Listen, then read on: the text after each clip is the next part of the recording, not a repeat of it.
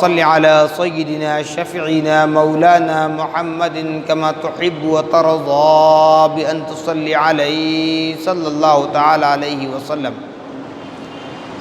نبی اور آل نبی پر پھر ایک مرتبہ آواز بلند درود پاک پڑھیں۔ اللہم صل علی سیدنا شفیعنا مولانا محمد معد الجود والکرم منبع العلم والحلم والحکم وآلہ واصحابہ وبارک وسلم صلاۃ وسلاما علیک یا رسول اللہ صلی اللہ تعالی علیک وعلی آلک واصحابک وازواجک وذریاتک واہل بیتک اجمعین۔ سبحان ربک رب العزۃ عما یصفون وسلام علی المرسلین والحمد للہ رب العالمین۔ الحمدللہ، تمام تعریفیں اس ذات اقدس کے لیے ہیں جو سارے عالموں کا پروردگار ہے، جس نے ساری کائنات کو پیدا فرمایا، ساری کائنات کو روزی دے رہا ہے اور میدان محشر کا مالک و مختار ہے۔ یقیناً اس خدا رب ذوالجلال کا بڑا ہی شکر احسان عظیم ہے کہ رب تبارک و تعالیٰ نے ہم اور آپ کو اپنی تمام پیدا کردہ مخلوقات میں انسان بنا کر پیدا فرمایا، ساتھ ہی ساتھ ہمیں اشرف المخلوقات کے درجے سرفراز فرمایا۔ نبی محتشم محمد الرسول اللہ صلی اللہ تعالی علیہ وسلم کی امت بابرکت میں پیدا ہونے کا اعزاز بخشا۔ الحمدللہ ثم الحمدللہ، آج تک اور اب تک بھی ہمیں باقاعد حیات رکھا تاکہ ہم اپنے معبود برحق اور رسول مقبول صلی اللہ تعالی علیہ وسلم کی رضا و خوشنودی حاصل کر سکیں۔ موضوع سامعین محترم، قرآن مقدس کلام لم یزل، خدا کا کلام جو نبی پاک صلی اللہ علیہ وسلم پر نازل ہوا، اس قرآن مقدس میں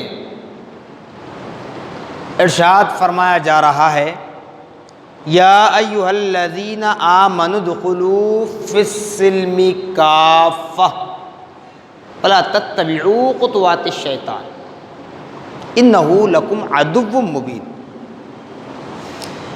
اے وہ لوگوں جو ایمان لائے ہو، مکمل طور پر اسلام میں داخل ہو جاؤ، کمپلیٹلی طور پر، کمپلیٹ، صرف نام مسلمان، لباس مسلمان، حلیہ مسلمان نہیں، بلکہ دنیا کی زندگی ہو یا پھر اخروی زندگی کے اعمال ہو، ہر وہ اعتبار سے، ہر وہ اینگل سے اگر دیکھا جائے تو وہ مکمل طور پر اسلام میں داخل کرنا ہے اپنے آپ کو، یہ قرآن کہہ رہا ہے۔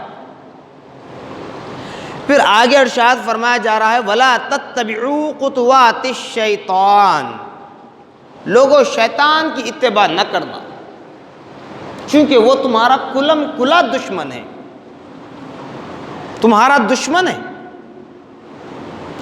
وقتیہ طور پر دنیا میں کچھ چیزوں سے عزت ملتی ہے، لیکن وہ عزت تمہیں جہنم کے گڑھے میں بھی لے جا سکتی ہے۔ دنیا کے اعتبار سے ہم زندگی گزارتے ہیں، کہیں عزت، کہیں شوق، جی، کہیں بچپنا، کہیں نوجوانی، کہیں بڑھاپا، کہیں کم علمی، کہیں کسی کے ساتھ دینے کے لیے، ہر اینگل سے آپ دیکھ لیں تو دنیا میں جو زندگی آپ کو دی گئی ہے، محض خدا اور اس کے رسول کو راضی کر لینا ہے۔ خدا اور اس کے رسول کو راضی کر لیں تو آپ یہ اس یقین کے ساتھ خود اپنا محاسبہ کرتے ہوئے یہ کہہ سکتے ہیں کہ یہ میرے اعمال خدا کی بارگاہ میں مقبول ہو رہے ہیں، خدا کی مغفرت مجھ پر لازم ہوگی، نبی کی شفاعت مجھ پر لازم ہوگی۔ جس پیر کامل کے ہاتھ میں ہاتھ دے کر ہم بیعت لیتے ہیں وہ پیر بھی ہمیں اپنے دامن میں چھپا لے گا۔ یہ اس وقت کہہ سکتے ہیں جب ہم مکمل طور پر اسلام میں داخل ہوں، لیکن کہاں ہے؟ کہاں ہے صاحب؟ میں بارہا کہتا ہوں کہ آپ کے درمیان یہاں کھڑے رہ کر گفتگو کرتا ہوں، کچھ باتیں کہتا ہوں تو یہ یہاں کی حد تک مقید نہیں ہے، بلکہ سارے عالم اسلام کے مسلمانوں کے لیے باتیں ہوتی ہیں، کیونکہ کسی ایک کو نشانہ نہیں بنایا جاتا۔ کوئی دو بدو پروگرام نہیں ہے کہ کسی ایک پر ہی طنز کرتے چلے جائیں۔ اسلام اتحاد کی بات کرتا ہے، کسی کی تذلیل کی بات نہیں کرتا۔ تو ہم کسی کا نام لے کر کسی کا نشانہ بنا کر ہم نہیں بولتے۔ تمام عالم اسلام کے مسلمانوں کے لیے نصیحت ہے۔ قرآن جس طرح نصیحت ہے، اسی قرآن پاک کی آیت کی ترجمانی بھی اس کی ہر مومن کے لیے نصیحت ہے۔ قرآن کہہ رہا ہے لیکن ہم اس کے برخلاف عمل کر رہے ہیں۔ میں نے بارہا کہا کہ ہمیں امید لگائے بیٹھے ہیں۔ اب مجھ سے نوجوان ہوں یہی سوچتے ہیں ابھی تو میری عمر ہی کیا ہے، ابھی تو میرے بال کالے ہیں، جب بال سفید ہو جائے، بڑھاپا آ جائے، گھر والے تنگ ہو جائیں، تب مسجد آئیں، تسبیح لے کر بیٹھ جائیں، کوئی فائدہ نہیں ہے۔ اسی لیے کہا گیا بالخصوص نوجوانوں کے لیے کہ نوجوانوں، تمہاری اس نوجوانی کا ایک سجدہ بڑھاپے کے 1000 سجدوں پر بھاری ہوتا ہے۔ نوجوانی کا ایک نیک عمل، چاہے وہ سجدہ ہو، نماز ہو، روزہ ہو، صدقہ ہو، زکوٰۃ ہو، حج ہو، عمرہ ہو، غریب کی مدد ہو، مسکین کی محتاجی دور کرنا مقصد ہو، مسافر کو راہ راست پر لانا ہو، کسی محتاج کو جس کے سر پر سایہ نہیں ہے اس کو گھر میں ٹھہرنے کی جگہ دینا ہو، غرض کے جو نیک عمل ہے جسے خدا اس کا رسول راضی ہو جائے، اگر یہ نوجوان کرتا ہے تو وہ بڑھاپے میں 1000 ایسے اعمال کر لے تو نوجوانی کے ایک لمحے کا یہ عمل بڑھاپے کے 1000 عمل پر بھاری ہو جاتا ہے۔ کیوں؟ یہ بات کیوں ہے؟ جبکہ عام طور پر ہوتا کیا ہے، ہم بزرگوں سے دعا کی درخواست کرتے ہیں، ہم بزرگوں کی تعظیم کرتے ہیں، پھر یہاں عمل کی جب بات آتی ہے تو اسلام کیا بتا رہا ہے کہ اے نوجوانوں، تمہاری جوانی کا ایک نیک عمل بڑھاپے کے 1000 اعمال پر بھاری ہوتا ہے۔ کیوں ہوتا ہے؟ اس لیے کہ تمہارے جسم میں کھولتا ہوا گرم خون ہوتا ہے، نوجوانی کی عمر ہوتی ہے، تم شباب پر ہوتے ہو۔ دنیا اپنی چاہت کی طرف بلاتی ہے، اپنی محبت میں ڈھالنا چاہتی ہے۔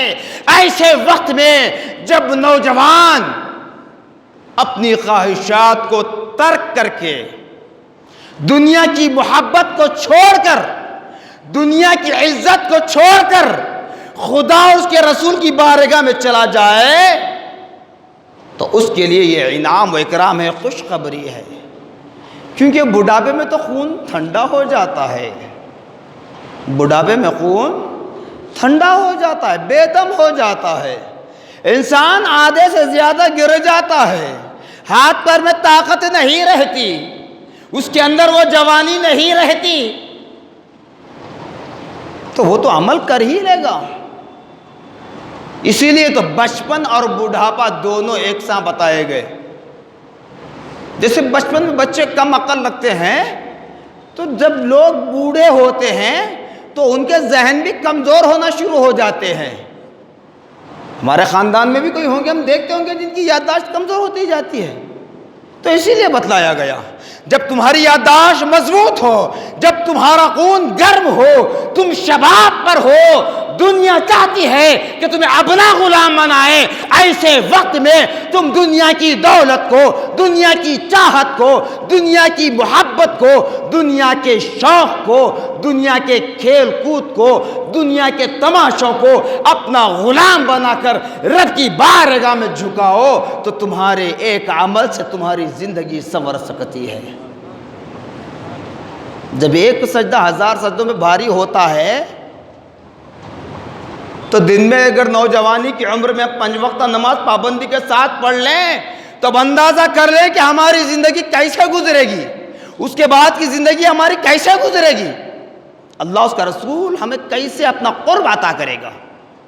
ارے عمل تو کر کے دیکھ لیں، جس دولت کے پیچھے، جس شوق کے پیچھے، جس عزت کے پیچھے ہم جھک رہے ہیں، کل وہی دولت، وہی شوق، وہی تماشے اور وہی جس کا ہم ساتھ دے رہے ہیں وہ ہمارے قدموں میں آ کر جھکیں گے۔ اب سوچ رہے ہوں گے کیا بول رہے ہیں مول صاحب؟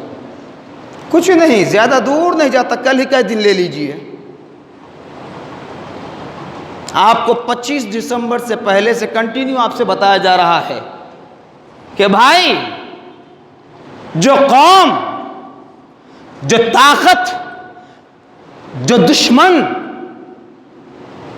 تمہاری دشمن ہے، تمہارے اذان کی دشمن ہے، جی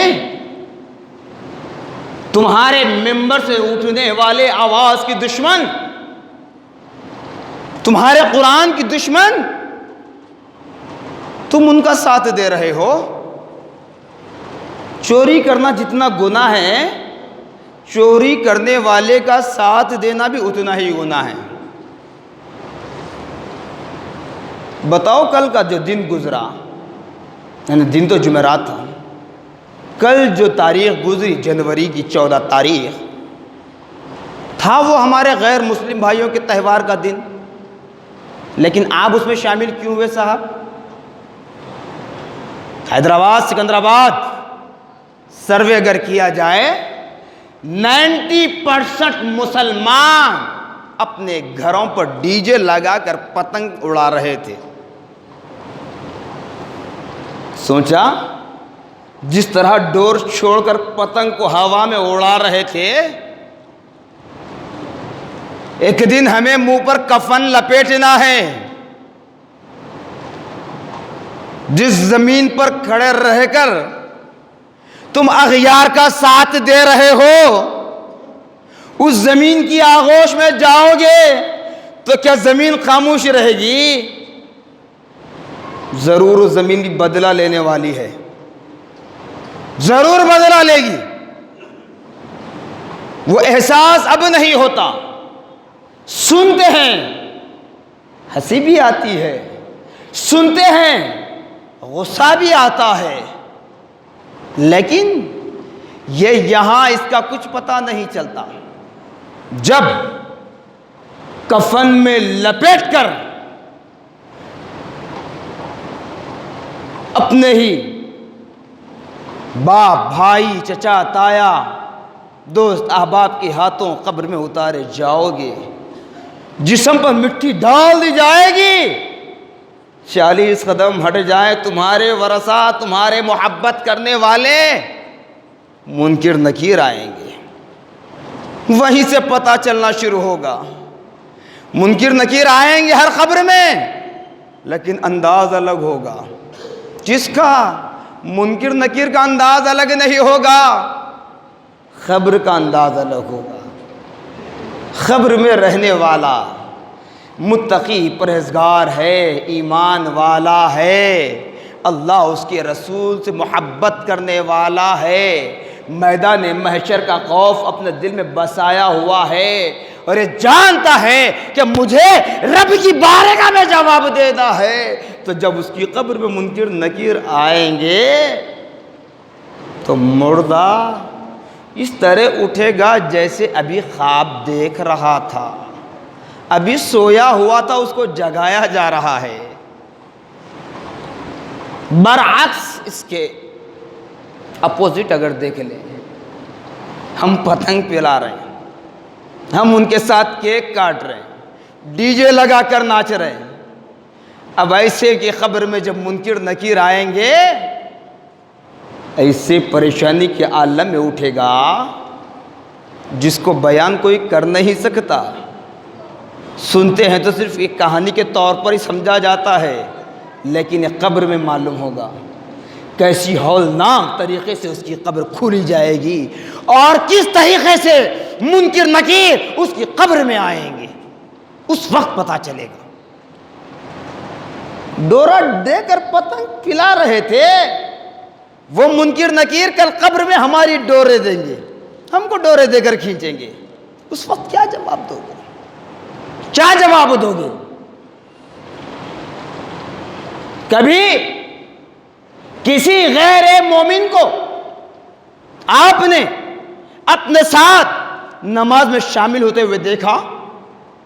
وہ رمضان کی افطار پارٹیاں چھوڑ دو، وہ سیاست اپنی جگہ ہے، وہ بات میں نہیں کر رہا ہوں۔ کوئی غیر مومن تمہارے ساتھ رمضان میں روزہ رہتے ہوئے کسی نے آج دیکھا؟ کوئی غیر مومن تمہارے ساتھ کعبۃ اللہ کے طواف کو آیا؟ پھر وہ آئے یا نہ آئے نہیں آتے، لیکن تم ان کے تہوار میں کیوں شامل ہوتے ہو؟ اور وہ بھی ڈی جے لگا کر، ڈی جے لگا کر۔ پھر اسی لیے مجبوراً مجھے بات کہنا پڑتا ہے، جب میلاد کی بات آتی ہے، 11ویں کی بات آتی ہے، جی اہل سنت جماعت کے عقائد کا معاملہ آتا ہے تو شرک اور بدعت کے فتوے سے لگ جاتے ہیں، ٹی وی چینلوں سے، اخبارات سے، کتابوں سے، لیکچر سے، لٹریچر سے بھرے ہوئے ہوتے ہیں۔ اب کہاں جاتے ہیں پھر فتوے؟ اب یاد نہیں آتے وہ فتوے، اب مسلمان کے وہ اعمال یاد نہیں آتے، اب اصلاح کی پہلو یاد نہیں آتا۔ لیکن یاد رکھو، کوئی کچھ کہے یا نہ کہے، تم ان کے ساتھ کیوں شامل ہوتے ہو؟ ڈی جے لگا کر ناچ رہے ہیں، پتنگ اڑا رہے ہیں، رات دیر گئے، 12 بجے رات تک پتنگیں اڑ رہی ہیں، لائٹ کی پتنگیں۔ ارے قبر کی اندھیری زندگی میں کیا کرو گے جہاں کچھ نظر نہیں آتا؟ سوچو، ان ہاتھوں سے کتنے جنازوں کو قبر میں اتارا ہوگا، ان ہاتھوں سے کتنے جنازوں کو اپنے کھاندہ پر اٹھا کر لے گیا ہے، ان ہاتھوں سے کتنی قبروں میں مٹی ڈالی ہے۔ ایک سان، ایک اینچ کے برابر بھی سان خالی نہیں چھوڑتے۔ بغلی کی قبر بھی بنائی جاتی ہے، پتھر سے پتھر جوائنٹ کرتے ہیں، اگر سان نظر آ رہی ہے تو پتھر کے ٹکڑے لگا کر گیلی مٹی سے اس کو بند کر دیتے ہیں۔ اللہ اکبر! اس اندھیری قبر میں کیا کرو گے؟ آج اغیار کے ساتھ ہم شامل ہو رہے ہیں، ارے اذانیں ہو رہی ہیں، ڈی جے چل رہا ہے، اذانیں ہو رہی ہیں، ہمارے کان میں آواز نہیں آئی۔ ارے کم از کم اتنا تو کر لیتے، نماز کے وقت ڈی جے بند کر کے وہ پتنگ کو چھوڑ کر نماز تو پڑھ لیتے، تو شاید اس کی وجہ سے اللہ تعالیٰ اگر راضی ہو جاتا تو تمہارے وہ گناہ بھی دھل جاتے، لیکن تم نے گناہ پر گناہ کا ٹوکرا اپنے سر پر لیے بیٹھے ہو، پھر کہتے ہو کہ مولانا ہم پر طنز کرتے ہیں۔ سوچیے، اب کاروبار کا وقت نہیں تھا کل، بتائیے اگر نماز میں امام صاحب کی ذرا لمبی کر دے طنز شروع ہو جاتا ہے۔ ہمیں نوکری کو جانا ہے، دکان کھولنا ہے، آفس کو جانا ہے، کالج کو جانا ہے۔ اب کل پتنگ اڑا رہے تھے، نہ اسکول یاد آیا، نہ کالج یاد آیا، نہ آفس یاد آئی، نہ نوکری یاد آئی، نہ گھر والے تھیلی ہاتھ میں دیے، نہ سودے کی فکر رہی۔ مسجد میں آئے تو کانٹے چبھتے ہیں ہمیں، اللہ نے ایک توفیق دے۔ خدا اللہ اس کا رسول حاضر و ناظر ہے، کسی پر یہ طنز نہیں ہے، بس دنیا ہے. سوچئے سمجھیے. یہ اس لیے کہہ رہا ہوں کہ موت کب واقع ہوگی یہ کوئی پتہ نہیں ہے. کل کی ہی بات کہہ رہا ہوں، کل رات کی بات کہہ رہا ہوں. ابھی وہ جنازے کی تدفین بھی نہیں ہوئی.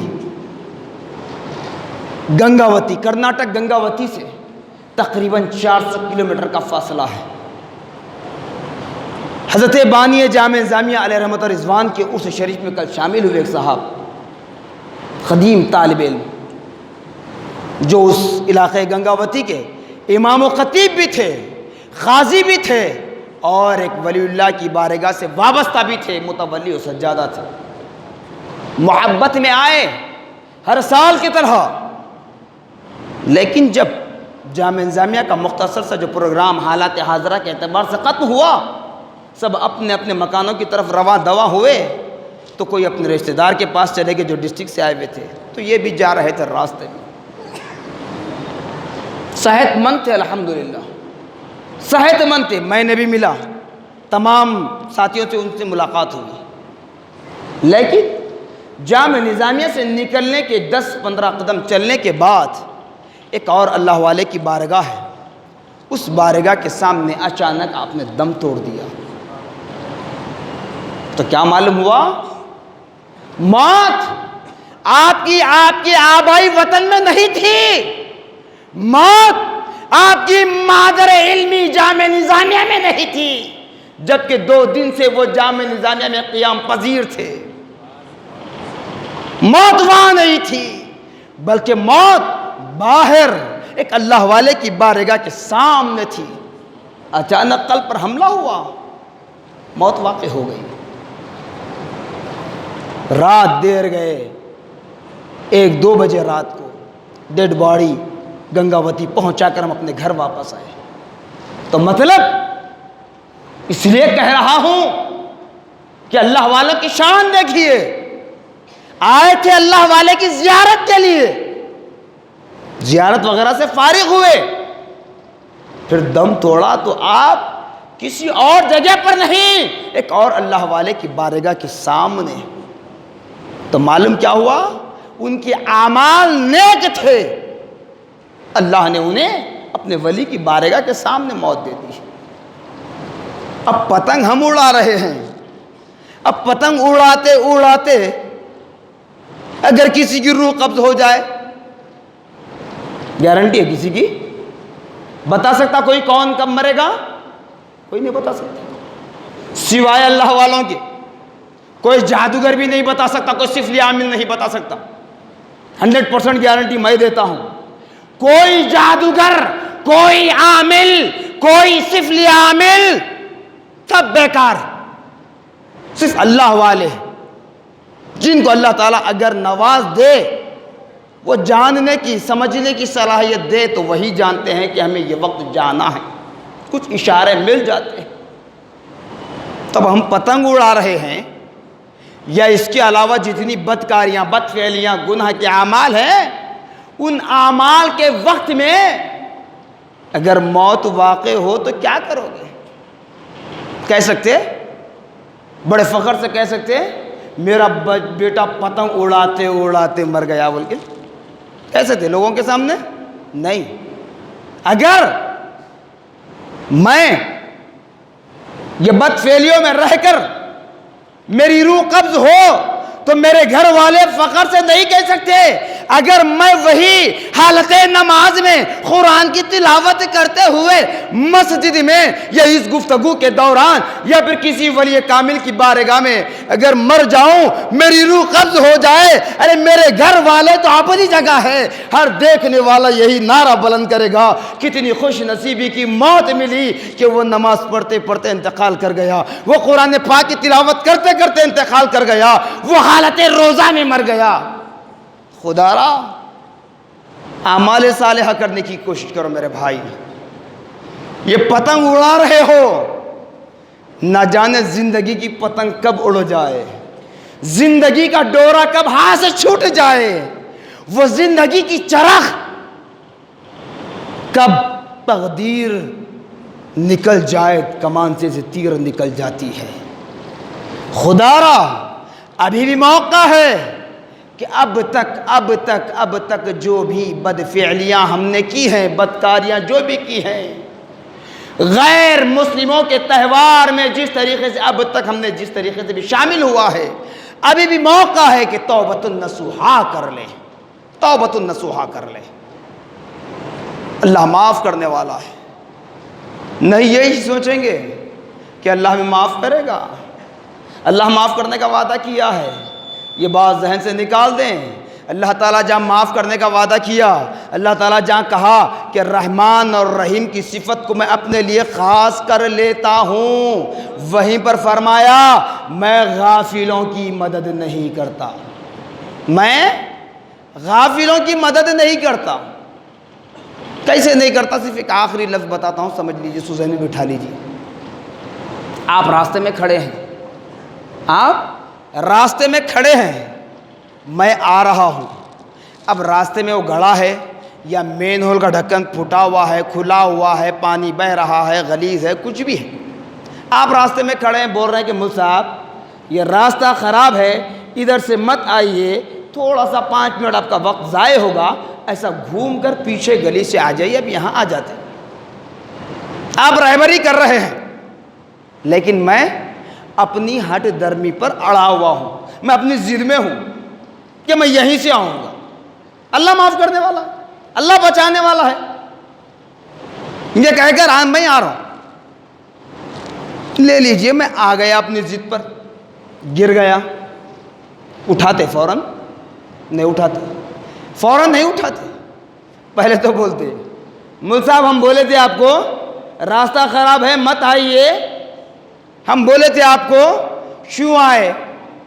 پھر بعد میں انسانی اعتبار سے اگر اٹھا بھی لیں، اس کو دواخانہ اگر پہنچا بھی دیں، سپوز سمجھ لو اگر وہ مر گیا، میں مر گیا راستے میں، گر گیا تھا، ایسی مارے لگی، چوٹ لگ گئی ایسی جگہوں پہ کہ میرا ڈیتھ ہو گیا، انتقال ہو گیا، تو میرے جنازے پر نہیں، تم زندہ رہنے تک جب بھی میرا نام تمہارے سامنے آئے، جب بھی اس قبرستان سے ذکر ہو، تو جب بھی کہتے رہیں گے یہاں ایک نام عابد حسین قبر مردہ ہے، جس کو ہم بتا رہے تھے کہ مصعب راستہ غلط ہے، ادھر سے مت آئیے، تھوڑا سا گھوم کر آئیے، تو یہ اپنی ضد پر، اپنی ہٹ دھرمی پر آیا اور یہاں آ کر گر کر غرق ہو کر مر گیا۔ اگر یہاں سے ہٹ جاتا تو شاید بچ جاتا، تم زندہ رہنے تک کوستے رہو گے۔